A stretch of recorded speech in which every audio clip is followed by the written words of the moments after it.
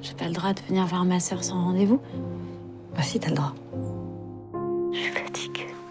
On se parlera demain. On prendra le temps.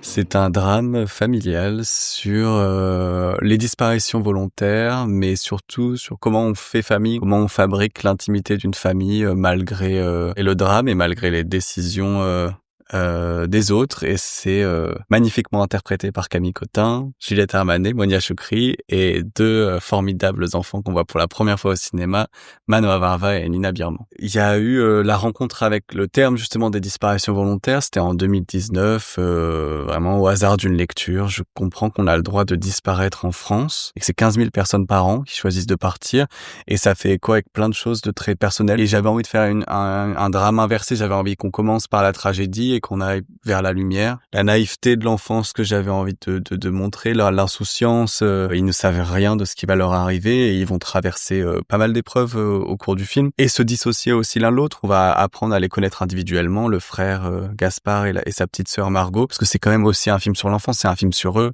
C'est un film qui raconte comment on traverse des traumas et un abandon à cet âge-là et comment on essaie de s'en sortir tant bien que mal, malgré qu'on n'ait pas encore la maturité pour comprendre ce qui nous arrive. Et en fait, on se rend compte qu'ils ont vraiment leur individualité, qu'ils approchent les choses très différemment, parce que Gaspard, il fête ses 10 ans dans le film, c'est à cet âge-là qu'on commence à entendre les enfants dans les audiences pour les jeux aux affaires familiales, qu'on commence à leur demander leur avis. On estime qu'à partir de 10 ans, un enfant, il commence à savoir ce qui est bien pour lui, à comprendre ce qui est en train de lui arriver. C'est deux points de vue différents et en même temps, c'est deux points de vue de l'enfance. Ils sont tous les deux encore enfants, mais ils ressentent les choses différemment. Et pour moi, c'était aussi me replonger dans mes souvenirs à moi. À l'écriture, c'était un exercice que j'aimais faire, me replonger dans mes sensations. C'est aussi des sensations qu'on invente. C'est les enfants des autres, les enfants d'amis qu'on regarde. Hello, ma mère.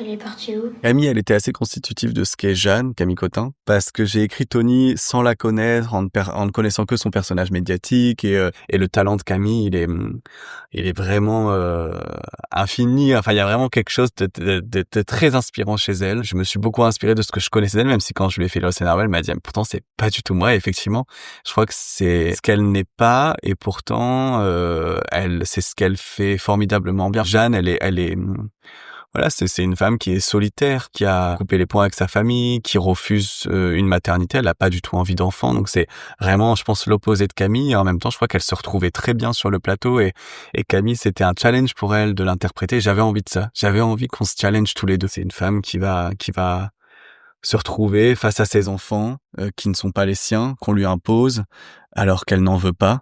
Et en même temps, c'est un dilemme moral qui est assez cornélien, parce que quand elle va à la police, on lui dit si vous les prenez pas, ils iront en foyer, ils seront séparés et leur vie sera encore plus gâchée que ce qui est annoncé. Voilà, déjà, j'avais très envie de dissocier féminité et maternité dans le film, et j'avais envie d'explorer justement cette maternité qui est abandonnée par Suzanne, cette maternité qui est refusée par Jeanne, cette maternité qui est souhaitée par le personnage de Nicole, qui est incarné par Monia Chokri, qui est l'ex-femme de Camille. Mais je voulais que tout ça soit complexe et qu'on l'interroge, qu'on donne pas de réponse. Le comportement du personnage de Camille, notamment au début du film, avant qu'elle s'ouvre, on le pardonnerait beaucoup plus à un personnage masculin. On l'interrogerait pas du tout chez un personnage masculin, et ça nous surprend d'un personnage féminin qu'elle puisse ne pas être absolument sensible au sort de ses enfants, alors que pour elle, c'est un bouleversement intime aussi qui est très intense. Suzanne? Ça ressemble plus à une disparition volontaire qu'à une disparition inquiétante. Donc vous allez pas aller la chercher? Non. Et Monia, j'ai eu la chance qu'elle accepte tout de suite, alors que effectivement c'est pas un rôle qui est forcément facile à appréhender, car c'est un personnage qui est dans un autre ton, parce que c'est un personnage très doux et très tendre dans un film qu'il est peut-être parfois un peu moins. C'était important d'avoir cette douceur quand même dans le film, même si je crois pas que le film il est pas fondamentalement dur ou triste ou pessimiste, mais il fallait absolument qu'un personnage les guide, et c'était assez impératif pour moi que ce soit un personnage qui était lié par le passé à Jeanne, et c'est un personnage ils ont vécu quelque chose qui n'est plus, et donc ils ne se doivent rien, ce n'est qu'un reste d'amour qu'il y a, et donc beaucoup de tendresse. Moi j'aime quand elle est là dans le film aussi, ça m'apaise beaucoup, et c'est ce que nous disent les spectateurs, que la présence de Monia, elle est très apaisante, et en même temps, bah voilà, c'est une grande actrice. Elle a su incarner Nicole à la perfection. C'est vrai que c'était assez différent comme processus de casting de Tony en famille parce qu'effectivement ils sont plus jeunes, ils sont que 2 là où Tony en famille on essaie de créer une famille, une fratrie, là on essaie de créer une fratrie mais qui n'est composée que de 2 personnes et ils sont un peu plus individuels que dans Tony. On a vu plus de 500 enfants avec ma directrice de casting. On avait quelques critères assez objectifs indépendamment de leur capacité à jouer, c'était est-ce qu'ils ont envie d'être là. Il y a quand même des enfants, c'est leurs parents qui ont envie qu'ils soient dans un film. Est-ce qu'ils sont endurants? Est-ce qu'ils ont vraiment envie de faire un film? Est-ce qu'ils comprennent ce qui est en train de se passer? Et voilà, ça fait déjà un sacré tri.